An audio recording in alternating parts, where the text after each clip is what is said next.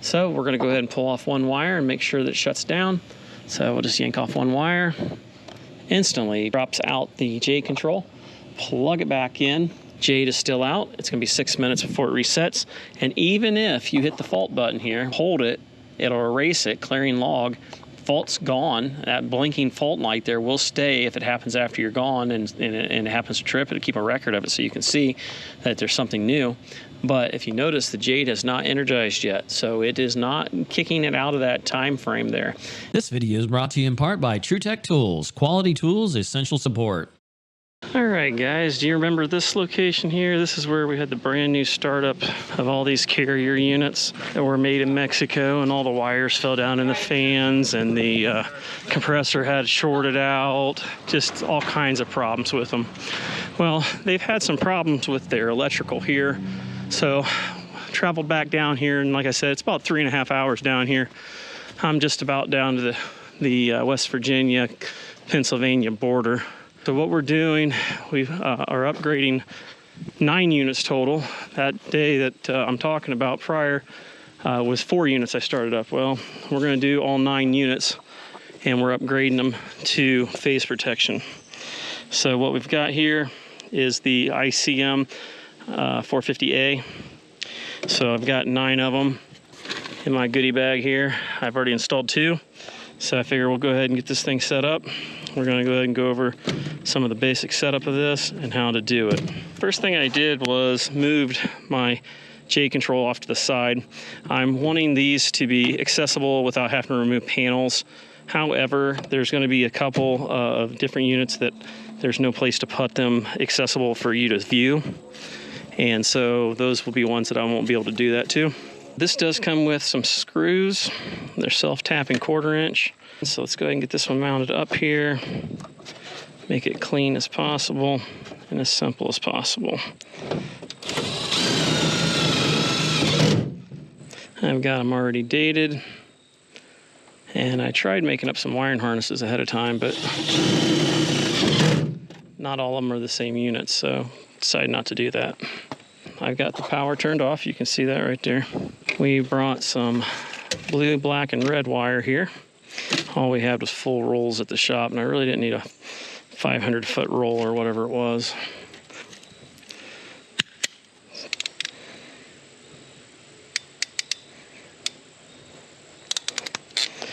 Makes a pretty nice crimp. Cleveland Tools. I don't think they sell it anymore. We're running that from the speed terminal up there. And on the other one, I brought it all the way over here and brought it across. It just seemed like a major waste of wire. So what we're going to do on this, we're just going to come straight down, run it down, and connect it into the controller.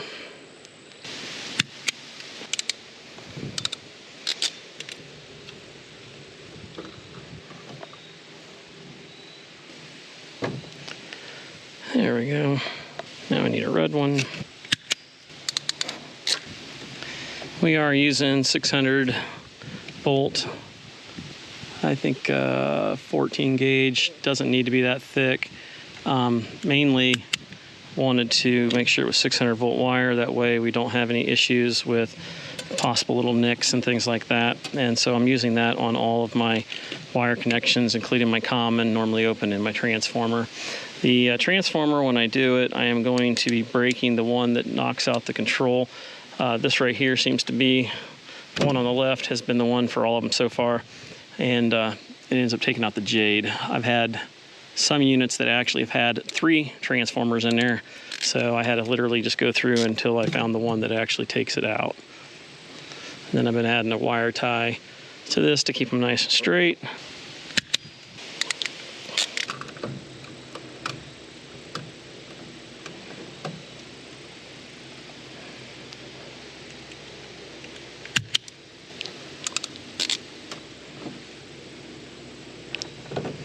So I made them all the same color, blue, yellow. I ended up going with red. We didn't have a yellow wire. Just went with red for the yellow, black for black. Let's go ahead and turn it on, make sure phase is correct. And if it's not, it'll automatically catch it. The default setting for it is 208. So right now we got a fault. Hit the button, phase reversal. So we're gonna go ahead and kill it. You should verify your power's off. Okay, we did that. We're going to switch the outside to and correct that.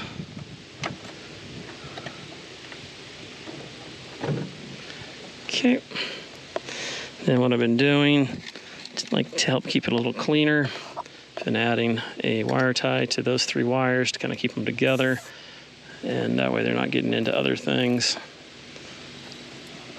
And then as far as line voltage, I was using my red, but I didn't bring enough of it, so we're using some ugly old brown.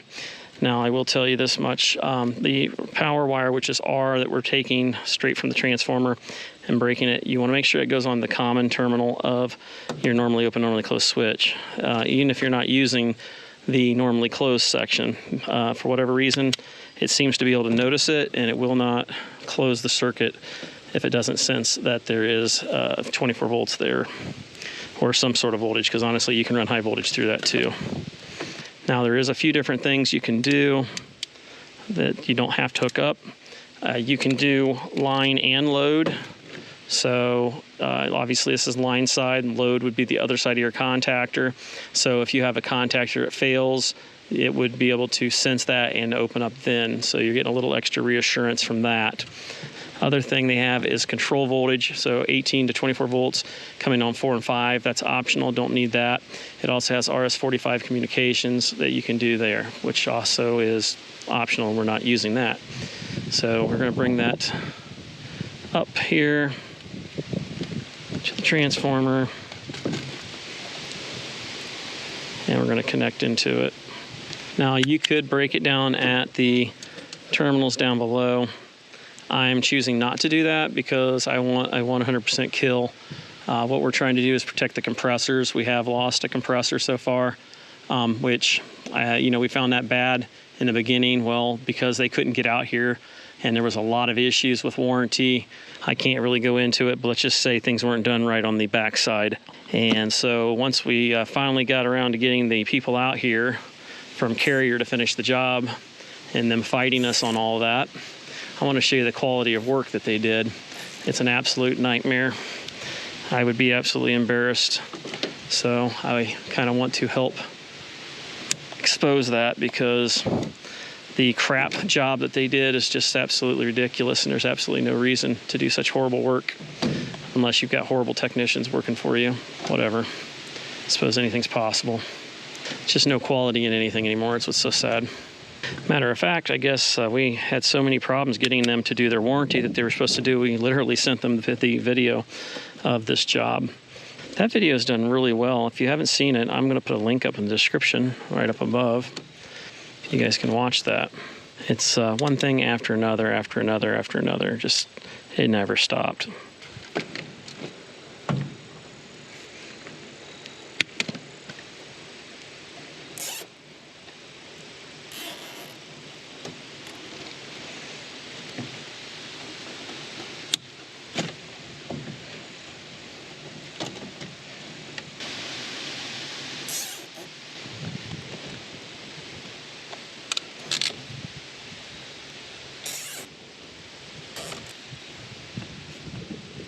All right, so we've got everything together here. Let's go ahead and get it turned on. We hooked all the wires up, ran them straight up. There's a panel that's going to go on top of this, like this right here. So that is why I did it the way I did it. And that way they can get to it fairly easy. They should not have to do anything. This is going to be set up for auto reset. We're setting tolerances just a touch tight on certain areas and looser on others. Phase average is 217. What they recommend is whatever the voltage is for the unit, set it for that. So if it's 208, set it for 208. That way when you do your calculations of 5%, 10%, 20%, that you're in the area for it. So we set it up for 208, even though we run 217.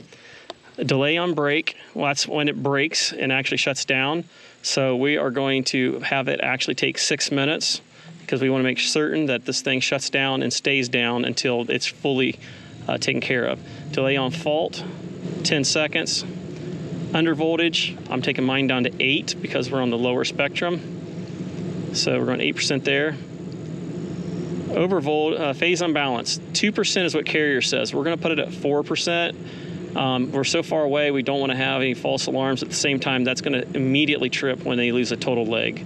All right, so in theory, this way that's going to work is 208 is where we set it at. We're going to take 8% off of 208. We're going to take 208, we're going to subtract 8% off of it. That's going to put us at 191. So at 208 minus 8% at 191. We should never see that, but that's where it's going to trigger out at.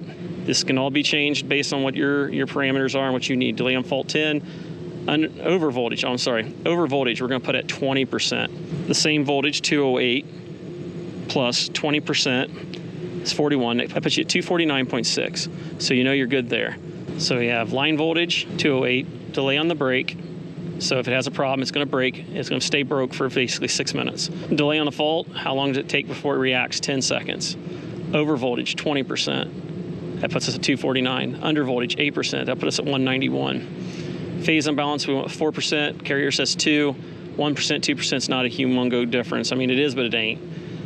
Reset mode 0, auto. Control mode off, that's at low voltage. And 485 is termination, no. So we don't have that. Mod bus ID 175. English, set time 10/9/24, 132. And everything's good to go. Hit read. It's reading average of 216. You see this blinking fault. The blinking fault is telling us that we had a fault earlier, so you hit that. It tells you it happened at 129. It was a brownout. Line reversal, and phase loss. No more entries. Hold fault button, that'll erase it. Clearing log, it's done. The blinky blink went away. What we're going to do now is we're going to go ahead and pull off one power leg. This is obviously high voltage, and it's going to hurt if you grab a hold of it.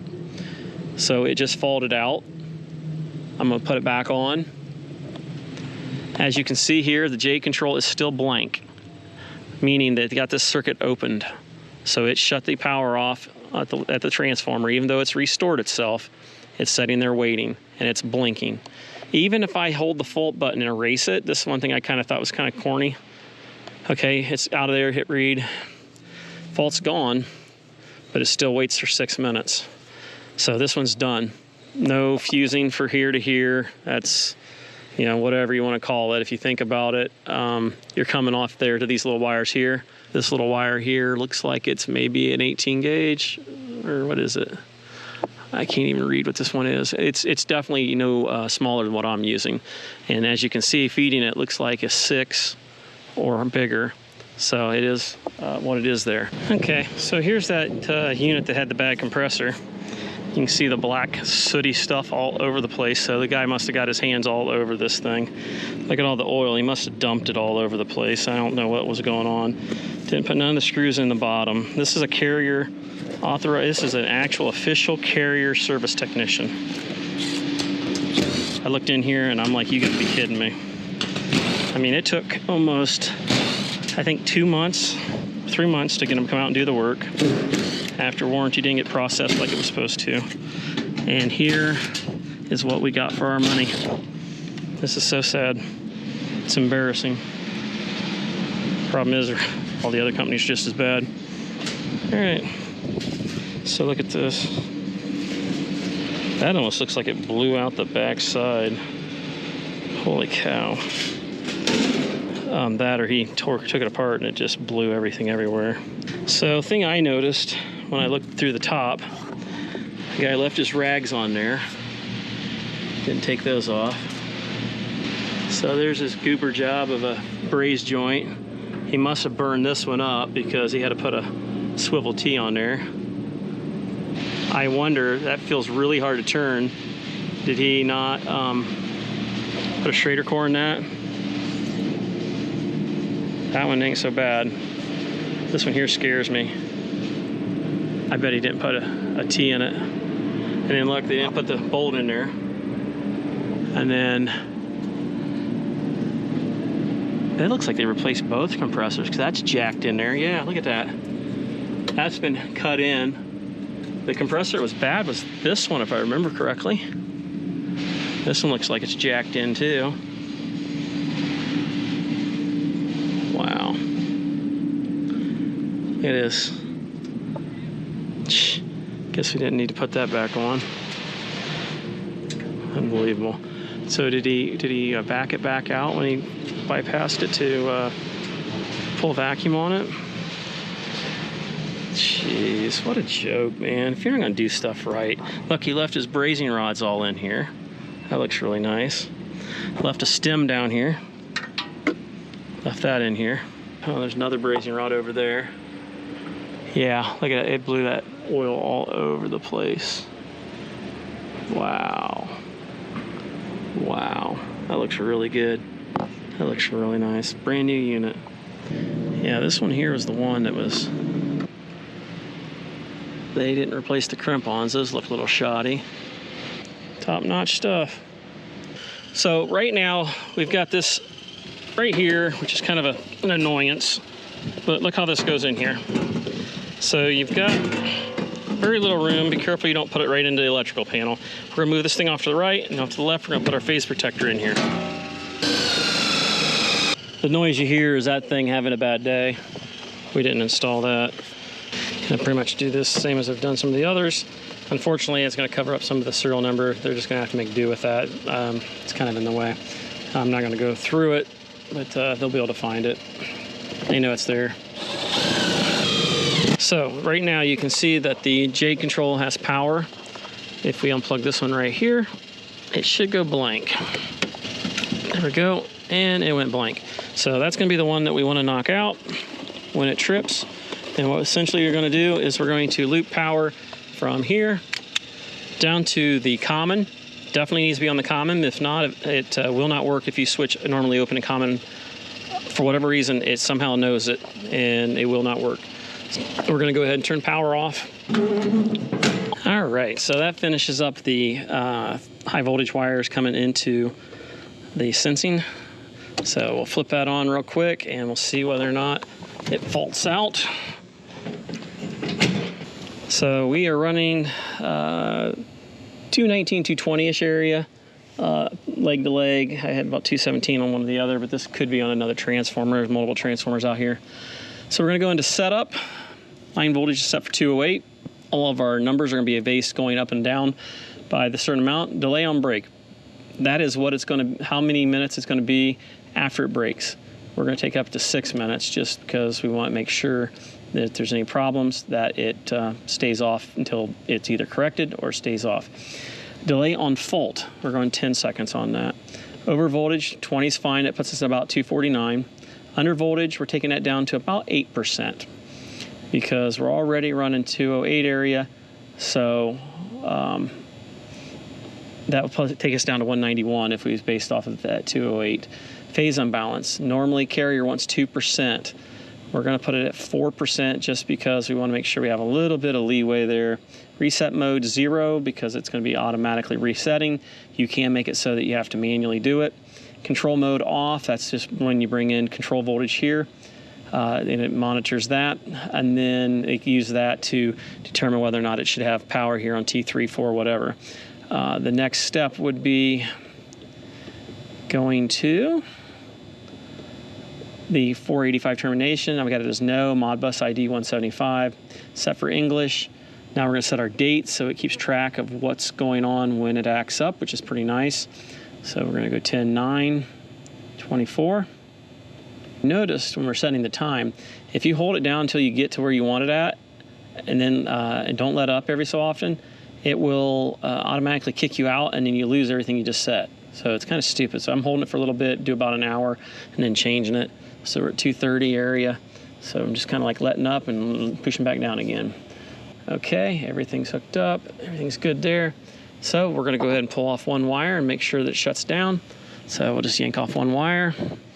Instantly drops out the J control, plug it back in, and see whether or not it comes back up to normal. And back to phase average at 218. Jade is still out. It's gonna be 6 minutes before it resets. And even if you hit the fault button here, which you hit it, it says phase line loss at 231, and reverse phase before that at the old date, no entries, hold it, it'll erase it, clearing log, fault's gone. That blinking fault light there will stay if it happens after you're gone and it happens to trip. It'll keep a record of it so you can see that there's something new. But if you notice, the Jade has not energized yet, so it is not kicking it out of that time frame there. And you can set that wherever you want. We just want to make sure, because they've had several different failures out here with the power, that it's taken care of. That's pretty much the simplistic way of doing it. This is how we wire up our racks. Because we have so many contactors, we can't monitor all the back sides of the contactor. If it was just a single contactor and you want ultimate protection, the smartest thing would be to wire up T1, 2, and 3 on the other side of the contactor, the load side. Then you'd want to hook up the control voltage there, 18 to 240 volts, and then that would tell it to start monitoring it. That's about it.